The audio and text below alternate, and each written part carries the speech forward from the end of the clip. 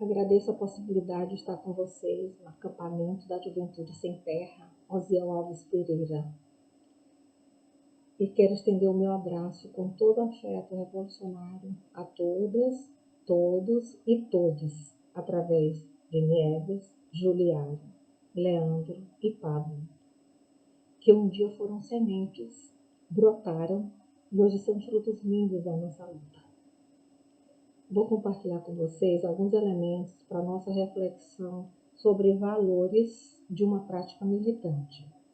Meu desejo, na realidade, seria estar aí perto dessa energia da nossa juventude sem terra.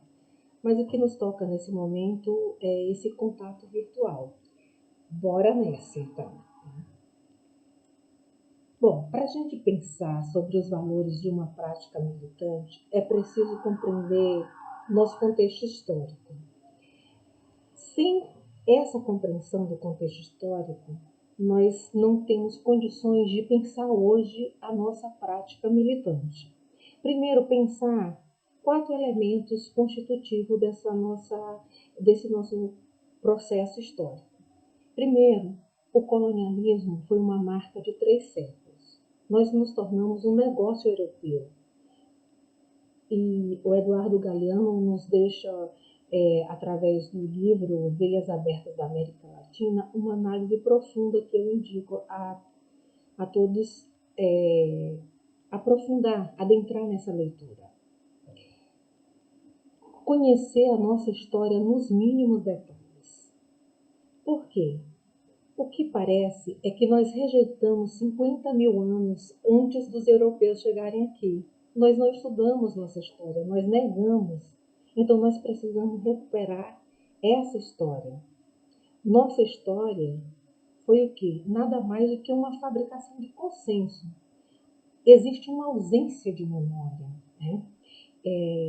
Então, nesse sentido, é preciso a gente construir uma narrativa contra-hegemônica. E ela só pode ser construída por nós, os de baixo. Então, para a gente ter claro de que nossa história é marcada por 3 palavras, né?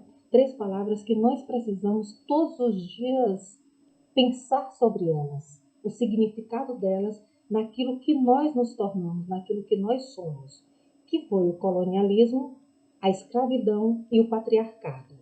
Sem pensar nessas 3 palavras, nós não podemos pensar de forma profunda os valores da prática militante. Porque os valores da prática militante é no sentido de retomar o sentido da utopia para anunciar um novo dia. E esse novo dia ele se expressa na luta de classes.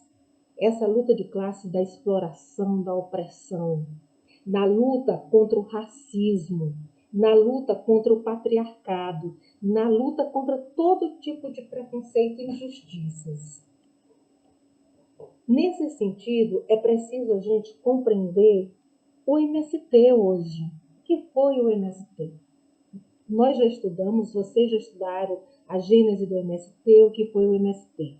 Então, em 3 pontos, nós poderíamos dizer que o MST é resultado das contradições no campo brasileiro. Segundo, que o seu projeto é a luta pela terra, pelo território, reforma agrária popular e socialismo. E que nossos desafios hoje é avançar na construção de novas formas de viver no campo. Em nossas diversidades, diferenças, é que nós podemos construir a nossa unidade. Bom, também compreender que os anos 90 e esse século XXI é marcado pelo neoliberalismo. Por que precisamos compreender essas marcas do neoliberalismo? Porque elas determinam a nossa forma de ser. Bom, e o que significa o neoliberalismo?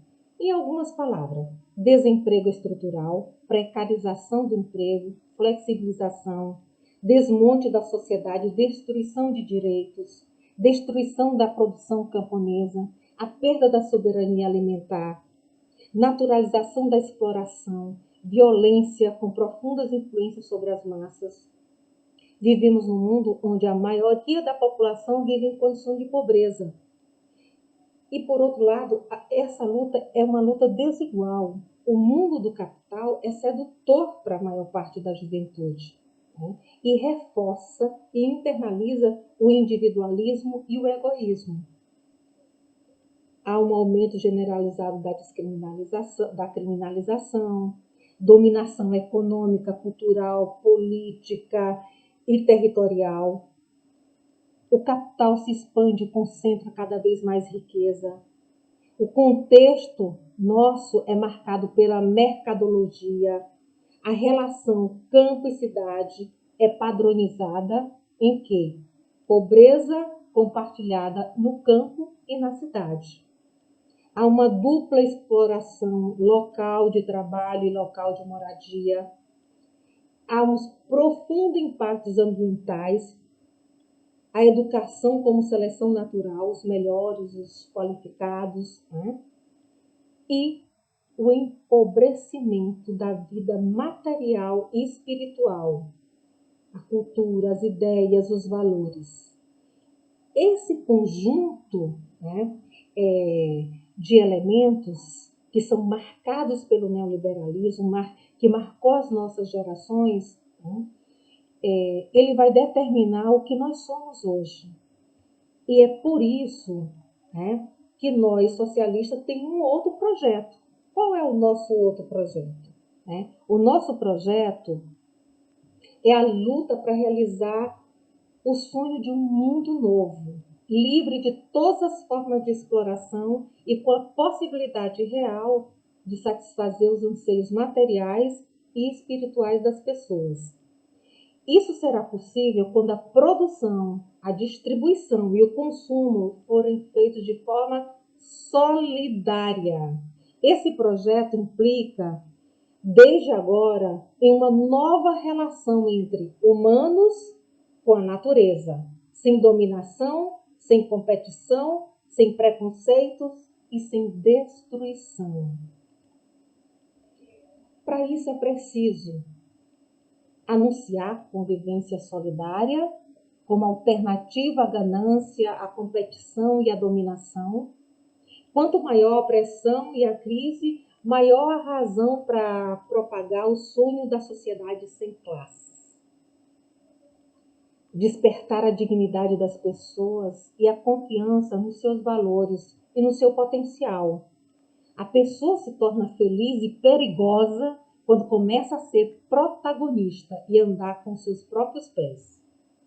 Canalizar a rebeldia popular contra a injustiça e construir, desde já, a sociedade de homens novos e mulheres novas, onde a produção, a distribuição, o consumo sejam orientados pela lógica da solidariedade e transformar a realidade, conseguindo vitórias em todos os campos e as dimensões para satisfazer os justos anseios da população.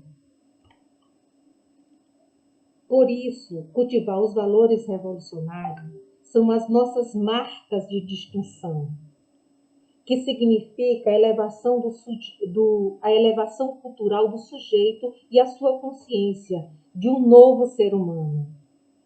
Che Guevara nos deixou algumas pistas. Uma delas é que o verdadeiro revolucionário está guiado por grandes sentimentos de amor. E o verdadeiro revolucionário tem que fomentar o amor aos povos e às causas mais sagradas. Por isso, é importante estarmos atentos à nossa prática cotidiana, nos princípios que cultivamos. Como eu posso entender melhor a minha realidade? Os problemas do assentamento, do acampamento, o seu processo social e atuar no sentido de organizar uma ação política em função dessa realidade. A prática sempre impõe a necessidade. Não vamos engessar a teoria na prática. Estudos, reflexões, debates permanentes são necessários e fundamentais, sem engessar. Outro elemento importante é o cuidado com o colonialismo cultural. Nós precisamos dar importância às leituras e às reflexões feitas desde a América Latina e desde os latino-americanos e latino-americanas. A América Latina é o nosso território. É preciso nós lermos o que foi escrito sobre o Brasil e sobre a América Latina, compreender o nosso território. Outro elemento importante é a importância de conhecer os clássicos. E aqui nós estamos conhecendo, tratando dos clássicos de forma geral e também colocando os latino-americanos, brasileiros, dentro desse contexto dos clássicos. Aprender com nossa história, sem dogmatismo e sem cópias. É fundamental para pensarmos esse novo projeto.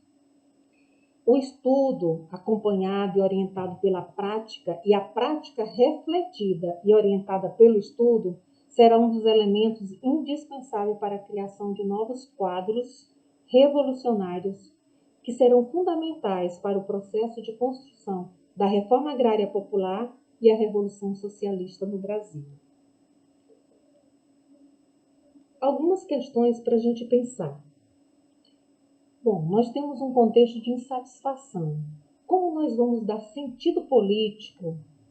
Como nós vamos organizar a resistência pela vida, a solidariedade e o amor? Como vamos organizar a esperança, a luta em tempos de pandemia e distanciamento social? Bom, fecho com um chamamento, do Che Guevara, onde ele diz: faremos o homem e a mulher do século XXI, nós mesmos. Nós forjaremos na ação cotidiana, criando um ser humano novo, com uma nova técnica. A argila fundamental da nossa obra é a juventude. Nela depositamos nossa esperança e a preparamos para tomar de nossas mãos a bandeira da reforma agrária popular, a bandeira do socialismo. Viva o MST!